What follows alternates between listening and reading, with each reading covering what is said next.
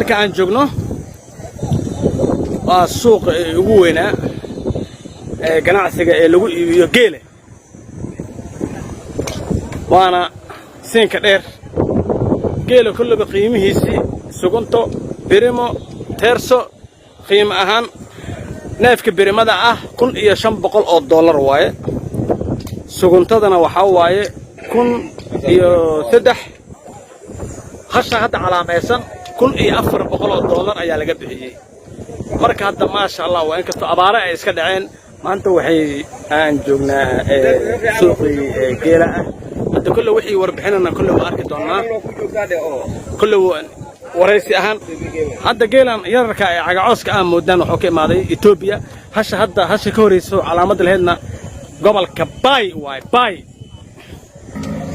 maanta waa u jeedaan maasha Allah suuqi geeli ayaan taaganaa maanta oo anigoon iid lacag ah ilaa ay walaweyn xataa geeli uu ka imaadaa maasha Allah